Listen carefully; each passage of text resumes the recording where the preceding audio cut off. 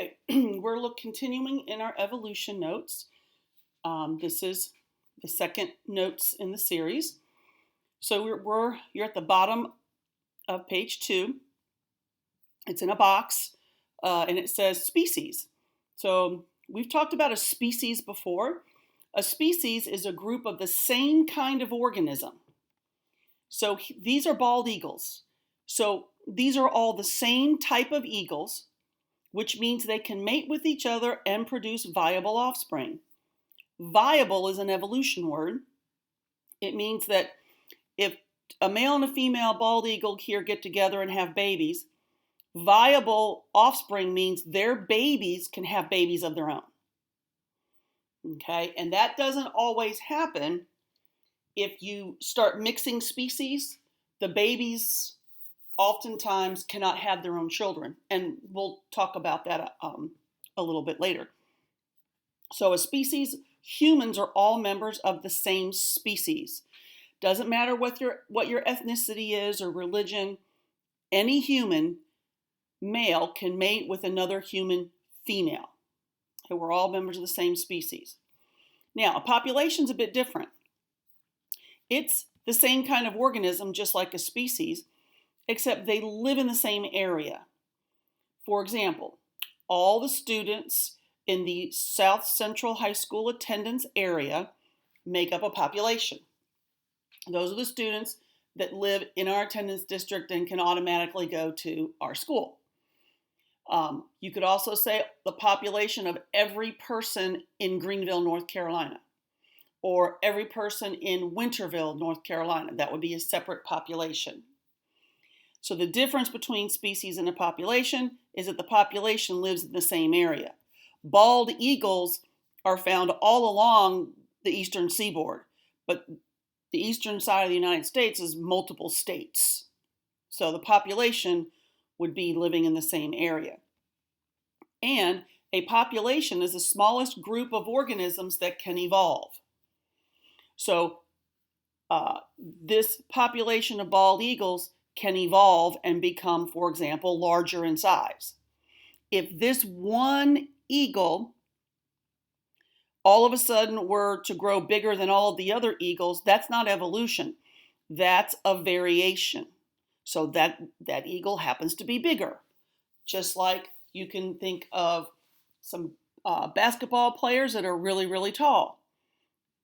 That doesn't mean that they're a new species. It's just some people are really, really tall and some people are average and some people are really short. So you have to look at the population as the smallest group that can evolve. Okay, now moving on in the notes. What can cause variation in a species? Well, variation is difference. Okay, if you go back to this population of bald eagles, some are going to be bigger than the others. Some will be smaller. Some will have narrower bodies. Some are going to have bigger, chunkier bodies. That's just variation. So what causes variation? Well, your DNA. So genes. In simple genetics, you have two forms. You can have a dominant allele. So for example, if you have dark brown eyes, or if you have dark skin, or if you have black hair, you have a dominant gene. Blonde hair, blue eyes, and pale skin would all be recessive. So even in simple genetics, you have at least two forms of a gene. You can have one eyebrow or you can have two eyebrows. Polygenics. So this would be height, hair color, skin color, eye color. So that would be an example, polygenic traits. So that's another example of how you can get variation in a species. Complex genetics that we looked at a couple of weeks ago. Codominance, which is like a flower that is both red and yellow at the same time. Or multiple alleles, that would be blood typing. I'm blood type A. My oldest niece is blood type O. So that's a variation. Incomplete dominance would be you have a large, medium, or small nose. Okay? That would be your incomplete dominance. And sex-linked traits would be your like color blindness or hemophiliac. So those are all, that's what we just learned. We spent 2 weeks on that kind of thing. You can also have a mutation. Now, some mutations are bad, like that cause disease. We learned about Huntington's, which is the only dominant disease, sickle cell, cystic fibrosis, PKU. So sometimes they're bad. Sometimes they're good. For example, if like Mr. Cannon is immune to malaria. So if he wanted to fly to Africa to visit, he would get a special stamp from a doctor that says he is immune and does not need a vaccine for malaria. Whereas if his wife went with him on that trip, she is not immune to malaria, so she would have to get a vaccine. And the doctor would stamp the date that she got the vaccine and then some other information about the vaccine. And she would only be allowed to stay in Africa would be less than 3 months because the vaccine works for 90 days. So she would have to have a return trip ticket to get off the plane in Africa, whereas Mr. Cannon wouldn't because he's immune. Sometimes mutations are silent, meaning they cause no change at all. And we learned about that in the DNA mutation, the DNA unit, where AAA and AAU both say the exact same amino acid. So it doesn't matter if the third letter is an A or a U, you're still going to get the same amino acid, so there's no real mutation. Sometimes mutations cause immunity. Pesticide-resistant insects. Those are insects that bug spray doesn't work. Okay, so like Raid is for like ant and roach killer.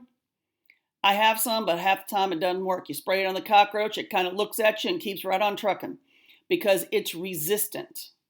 Its ancestor survived Raid probably years or decades ago, and it doesn't bother them anymore. They keep right on going. Herbicide resistance is some weeds, even when you spray weed killer on them, they still don't die because their ancestor passed on immunity. So this is how evolution works. There is genetic variation. And if we look here, we can look at the equator. This is the map of the globe. And the darker the color, the darker the skin tone. So you notice this is Africa. A large part, not this part here, but Central Africa, they have the darkest skin tone. So does the western coast of South America, and then a little piece over here in Brazil and some of the other places. And notice in general, as you go away from the equator up to the North Pole, notice that the skin tones goes from that dark all the way to the light. Same thing if you go south, okay, down here at the tip, that's going to be light. Same thing down in the southern part of Australia. Why? Well, dark skin tone gives you immunity for protection from the sun.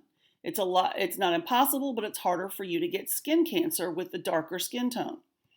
Whereas people like me, okay, so my ancestors came from here and here. I'm super pale, and 20 minutes in the Florida sun, I'm already a lobster red because I have no immunity whatsoever to the sun. I just go from white to blood red. This is evolution. As humans migrated further away from the equator, their skin no longer needed that dark color because they didn't need as much protection from the sun. So, let me skip. All right, so the way evolution works is a population lives in a changing environment. And those organisms that by potluck chance happen to be best adapted to that changing environment, they survive and pass on their genes. Because that's what Darwin's theory said. Best adapted, you mate, you pass on your genes. Okay? So how evolution works is sometimes, for example, brown eyes are best adapted in bright light. If you look towards the equator, those people who originally come from the equator they have really dark brown eyes. Why? Because that gives you the least amount of light into your eye, and in an extremely bright environment, that's a good thing to have. Me, I've got the blue-green eyes. My eyes change color. They're blue more often than green. But when I drive in my car, when the sun's out, I have these special sunglasses called cocoons, where literally I have sunglass panels on the sides of my glasses because I am so sensitive to the sun. I really don't have a choice. Like if I don't have the glasses, I literally can't drive because I have no immunity to that sun. So those people in the equator that were brown-eyed were best adapted, and they were able to reproduce, see better, survive, reproduce, and pass on their genes. So here's another example. Here's a picture of a population of beetles. Green is dominant, orange is recessive. And this is simple genetics. So some of these beetles that are green are actually heterozygote. And a bird species comes along and they like the green ones. So they pick them up over time. You can see we went from 3 oranges, there's more oranges here, to eventually, because of these predators, there's no green left. And this is how species evolve. And species evolve differently in different locations. Evolution is kind of like a potluck. So it's different. In where we live, our squirrels, a lot of them are brown. You go to Arizona and you see a squirrel, they're cream colored. No joke. I looked at one the first time and I was like, what the heck is that? And then I saw the little bushy tail of a squirrel and I was like, oh my God, I'd never seen a cream colored squirrel before. But that's the color they are in Arizona to blend in with their environment. Now, a couple of scientists, Dr. Hardy and Dr. Weinberg, wanted to bring math to evolution. And I know you're probably thinking, really? Who would want to do that? Well, they did bring math to evolution to put numbers and data so that we can actually look at evolution in terms of numbers. And that's really playing a big part right now in our COVID pandemic, because some people get the COVID virus and they're hardly even sick. They get the sniffles, and then they get well. Some people are like, yeah, you've had COVID. And they're like, what? I never even felt sick. Some people are put on ventilators and even die. So why is there such a difference? Well, it's our DNA. There's variations in our DNA. And some people, COVID doesn't bother them as much as others. And the reason we are in homebound right now and in social isolating if we have to go out is so that we can reduce the amount of stress on our hospitals. Eventually, this pandemic, they're saying, is going to be around for quite some time. So in the end, we will all be exposed one way or another. It's just not everybody's obviously going to die. So here we have some graphing intro. And sorry about somebody's calling me on the phone. So sorry about that. Let's look at the graphing. Which quadrant is +3, +4? Is that quadrant 1, 2, 3, or 4? Well, it is, there we go. There is 1-3. So this is the quadrant that's positive. Okay, so if I just make this bigger, this actually is what we call a plus. Okay, so this is positive. All right, now, what if we do -3, 4? Which one is that one in? So -3, 4 is going to be over here. Oops. Yeah. So -3, 4. Okay. This is going to be a negative positive. Wherever positive is. There we go. All right. So the 3, 4 is right here. So this is a negative. The first number is negative. The second number is positive. What about +3, -4? Well, that's going to originally be +3, -4 here. So if I look at that, then that's going to be your positive, positive, negative. Okay, and I know I'm kind of doing this as I go. That's the best I got here. All right, so 3, 4. There we go, is right about right there. The last one is -3, -4. Okay, and that one is considered negative, oops, negative, negative. Okay, so, wow.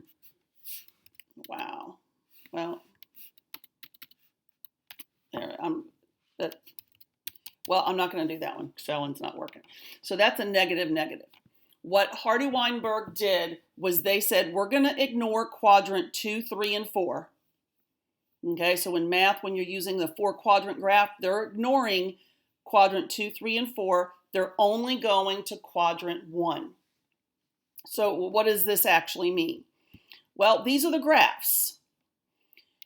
So this is population size on the y-axis, and that could be 10, 20, 30, 40, 50 individuals. It could be 100, 200, 300, 400, 500. It could be like wolves. You may only have like 20 wolves in a 20-mile area because they're a bigger predator, they need more food. But there's a positive number here on the y-axis. The x-axis, instead of using numbers, Hardy and Weinberg used genotypes. So this goes back to our genetics. The genotype are the alleles. And we have 2 alleles for every gene, one from our biological mothers, one from our biological fathers. So I just arbitrarily chose the homozygote recessive to come first, then the heterozygote, and then the homozygote dominant. And there's 3 different ways a population can evolve. Directional selection, and in directional, you choose a direction. You're either going to go left or right. So you choose a way, you're driving down the road in your car and you're going to turn right or left. Okay, so you're going towards one genotype. Stabilizing selection is when the heterozygote, there's more heterozygote individuals in a population than there are either homozygote. And disruptive is kind of like what you think it is. Disruptive is, you're breaking the rules and you're doing something you're not supposed to, causing problems. In disruptive selection, both the homozygote and the homozygote recessive and dominant survive at the same time. And then the heterozygote in the middle dies. So what does all this mean anyway? Because I know you're sitting there going, I don't get it. Here's an example. In directional selection, that is when either the dominant or the recessive form of a gene is best adapted. And by that, I mean big A, or little a. So here's the graph, and it's in your notes. So the dotted line would be a non-evolving population. In a non-evolving population, the most common genotype would be the heterozygote. So think about Greenville. Okay, for how tall people are. Okay, your average person for your girls is going to be about 5 foot 5 inches tall, thereabouts. That's your average. If you're taller than that, then you're on the tall side, and if you're shorter than that, then you're on your short side. For your guys, it's about 5'6". So if you're taller than 5'6", you're on the tall side. If you're shorter than 5'6", you're on the short side. So the average individual is most common. But of course, this is meiosis and making of gametes. Everybody's different. Even if you have siblings, you're going to look similar in some traits, but a lot different in others. So in an evolving population, this solid line would be the new normal. So notice the little a, this graph doesn't go down that far. So the little a's died. They were not best for their environment. And more of the population that's surviving, they're the big A, big A. And there are a few that are surviving that are big A, little a. So let's give an example. Well, these are woodpeckers. Notice this woodpecker has a smaller beak. Here's the dotted line, a smaller beak than this woodpecker. And you might think, well, who cares? Well, if you're a woodpecker, you do not want a small beak. If you are homozygote recessive, you're gonna die. When your mama and daddy kick you out of the nest, you're gonna go, and y'all know this already, woodpeckers peck wood. So they go to a tree, find a rotten part of the living tree, and they peck it with their beaks and get rid of it. It actually helps the tree. And that's where they make their home. Well, if you happen to be a small-beaked woodpecker, you're in trouble because your beak is so small. As you're pecking out the wood to make your home, you're giving yourself a severe concussion and the birds die from it. So the birds that are surviving are the birds that have the longer beaks. They live. So that's what the graph looks like. Little a, this blue shaded in graph, they're not surviving. Heterozygotes are surviving, so are your homozygote dominants. But this is a directional selection because one genotype, one of the extremes, the homozygotes, you've lost it. So that's one example. Another way a species can evolve is stabilizing selection. And this is when the heterozygote genotype is best adapted. And that's your big A, little a. So here, if we look, the really teeny tiny babies at birth, they die. The really big babies, a lot of them, especially in third world countries, they die because they're so big they can't get out of their mama's body. And if they don't have a doctor there, the mother will die giving birth or trying to give birth to the baby. And in a lot of places in the world without medical care, if you're born teeny tiny, they don't have an incubator in the NICU, which is the neonatal intensive care unit for the premature, like the newborn babies. Hey, my oldest niece was just under 4 pounds when she was born.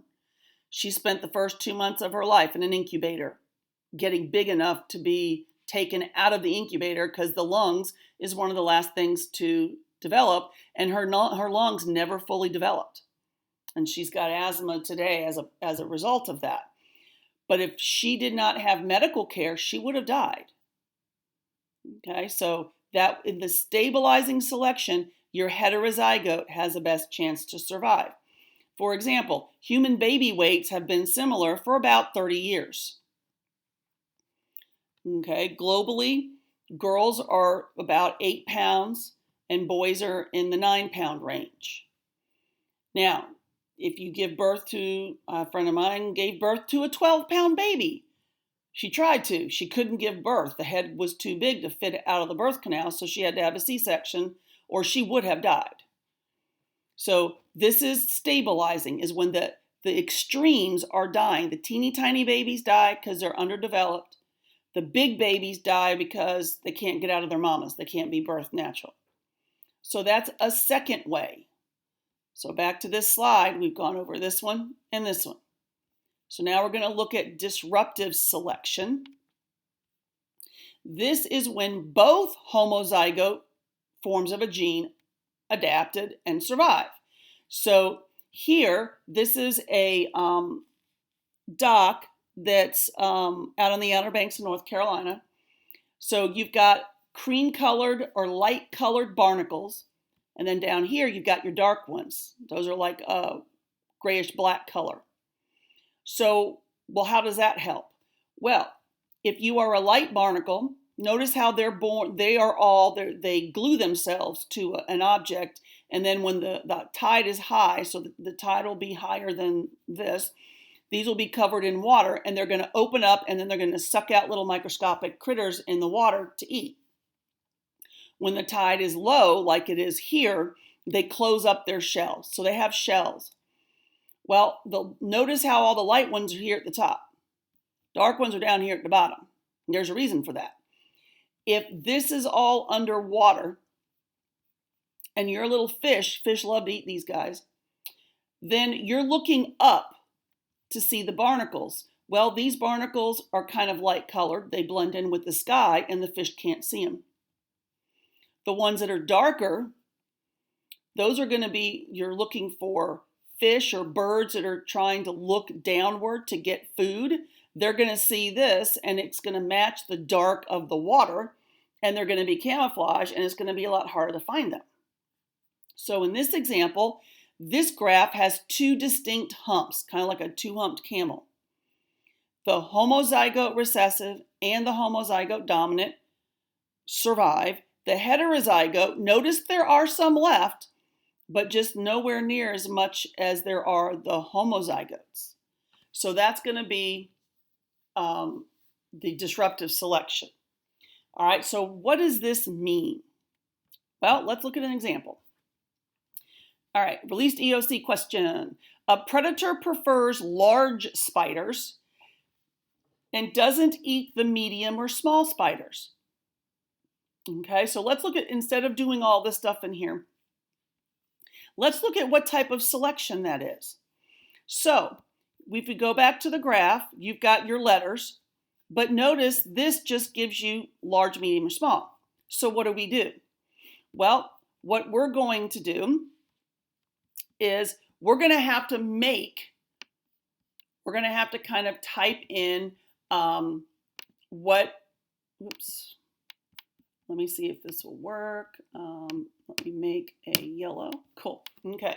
So it doesn't matter what order I put them in. It's just the medium has to be in the middle. So there's small, medium, and large. So here, okay, and I'm going to have to make that a little bit closer.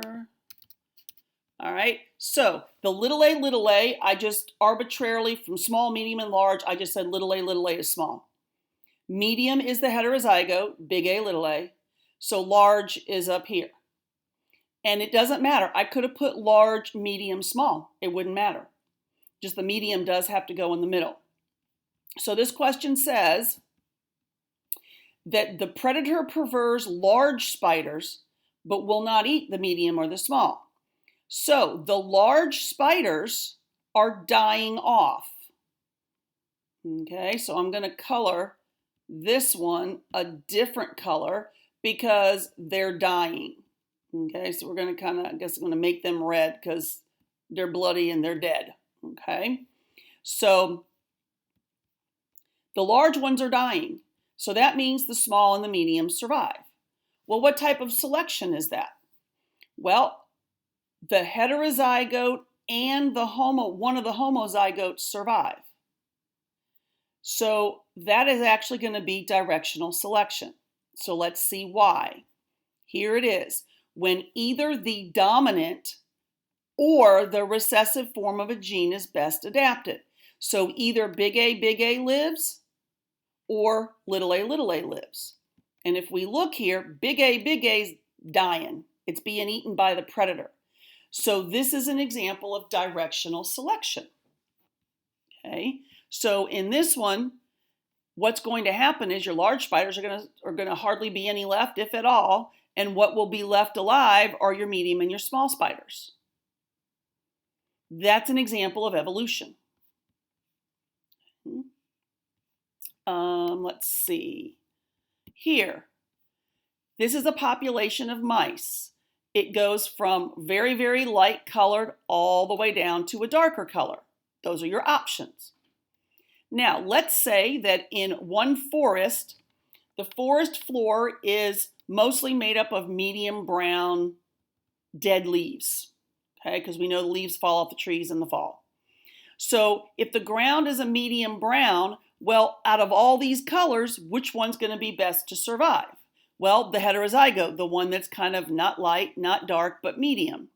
So in that example, in the darker forest, that medium is going to be the one surviving. Not a whole lot of light reaches the bottom. The trees are so mature that you walk in the forest and you don't really see the sun much. All right, let's say that you have another forest that's really, really dense. Let's go down into, let's go up to Vermont or Maine, where they have deep pine forests and sycamore trees, and they're closer to the North Pole than we are, so they don't get as much light as we do. And let's say that the ground in that particular forest is actually going to be really, really, really dark. Well, that means that these lighter ones are going to die. The darker ones are going to live. So in that example, like in Vermont or Maine, you're going to have directional selection because your darker ones are going to live, but the light one dies off. You don't think about it. If you saw a white mouse scurrying across dead brownish leaves, you would be able to see that white mouse a whole lot better than you'd be able to see a brown mouse. Disruptive selection is when the both survive. And it might be that it's a forest and some of the trees were cut off because if someone used them and they cut them off, and so that area gets a lot of light, whereas the rest of the forest doesn't get much light at all. So that's why you would get the light ones surviving where those trees were cut. That's where all the light mice survive, and the darker mice survive elsewhere in the forest, deeper in the forest. So these could be 3 different situations that are happening in different states. So this one might be North Carolina, this one might be Vermont or Maine, and this one might be, somewhere in Florida where they just chop down part of a forest. Okay, or even here in North Carolina, they chop it down, and so now the 2 extremes can live. All right, let's look at this one. Butterflies can be white, light blue, a medium blue, all the way to a dark bluish purple. And in this example, it says disruptive selection because the mediums, literally, they're like, there's nothing here. The mediums have died off. But your light and your dark butterflies are allowed to live. Why? Because for whatever reason, most likely color, they're better adapted to their environment. So you have both homozygotes surviving. The heterozygote doesn't. Okay. This is the evolution of the horse. This horse from 60 million years ago was the size of a dog. And we know this because we have fossils. Notice they actually had individual toes. Over time, the horse has gone from the size of a dog to the size of the modern day horse, which is big enough for a human to ride. Okay, I'm 5'10", and when I'm standing there next to a horse, the tips of his ears are taller than I am. That's a big animal. And notice the horse doesn't have toes anymore. It's got a hoof. So all the toes have fused into one big giant bone, which is a hoof. So this is getting larger. So this is directional selection. The smaller horses were not best adapted. The bigger ones are. And over millions of years, the horse has gone from the size of a dog to the size of what we call now a horse. Okay, so this is types of evolution. And types of evolution, it's a tough one. Okay, I'm going to be honest. The classwork is going to be tougher today. And because of that, I'm not going to count the grade for these types of questions to identify which type of selection it is. They're going to have a lot less point value than the others. Okay, just because I understand that they're tough. Usually we spend 1 whole day on this in class, and we do a beetle evolution lab with M&Ms, which of course we can't do now because school's closed. So so these questions I understand are tough, but they'll be worth a lot less credit, and you'll see when you do your classwork. Okay?